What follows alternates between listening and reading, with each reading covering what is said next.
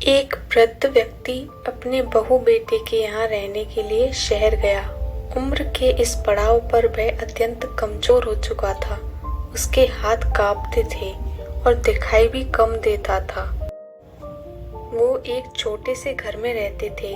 पूरा परिवार और उसका 4 वर्षीय पोता एक साथ डिनर टेबल पर खाना खाते थे, लेकिन वृद्ध होने के कारण उस व्यक्ति को खाने में बड़ी दिक्कत होती थी।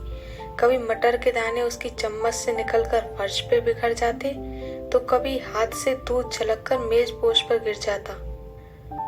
बहू बेटे 1-2 दिन तो ये सब सहन करते रहे, पर अब उन्हें अपने पिता के इस काम से चिढ़ होने लगी। हमें इनका कुछ करना पड़ेगा, लड़के ने कहा। बहू ने भी हाँ में हाँ मिलाई और बोली, आखिर कब तक हम इनकी वजह से अपने खाने का मजा किरकिरा करते रहेंगे, और हम इस तरह अपनी चीजों का नुकसान होते हुए भी तो नहीं देख सकते ना। अगले दिन जब खाने का वक्त हुआ तो बेटे ने एक पुरानी मेज को कमरे के कोने में लगा दिया। अब बूढ़े पिता को वहीं अकेले बैठकर भोजन करना था। यहाँ तक कि उनके खाने के बर्तनों की जगह एक लकड़ी का कटोरा दे दिया गया था, ताकि अब और बर्तन ना टूटे फूटे। बाकी लोग पहले की तरह ही आराम से बैठकर खाते, और जब कभी कभार उस बुजुर्ग की तरफ देखते तो उनकी आंखों में उन्हें आंसू भी दिखाई देते।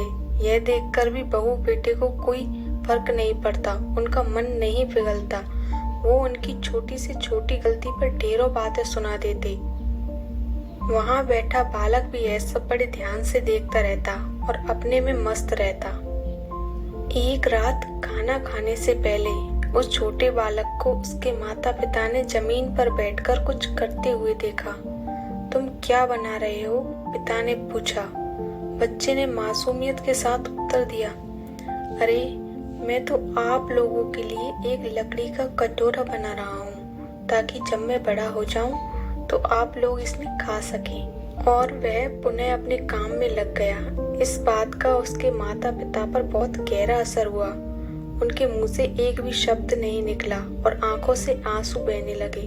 वो दोनों बिना कुछ बोले ही समझ चुके थे कि अब उन्हें क्या करना है। उस रात वो अपने बूढ़े पिता को वापस डिनर टेबल पर ले आए और फिर कभी उनके साथ अभद्र व्यवहार नहीं किया। दोस्तों, हम अक्सर अपने बच्चों को नैतिक शिक्षा या मॉरल वैल्यूज देने की बात करते हैं, पर हम ये भूल जाते हैं कि असल शिक्षा शब्दों में नहीं, हमारे कर्मों में छुपी हुई होती है। अगर हम बच्चों को बस ये उपदेश देते रहें कि बड़ों का आदर करो, सबका सम्मान करो और खुद इसके उलटकर व्यवहार करें, तो बच्चा भी ऐसा ही करना सीखता है। इसलिए हमें भी अपने पेरेंट्स के साथ और सभी बड़ों के साथ, छोटों के साथ अच्छा ही व्यवहार करना चाहिए।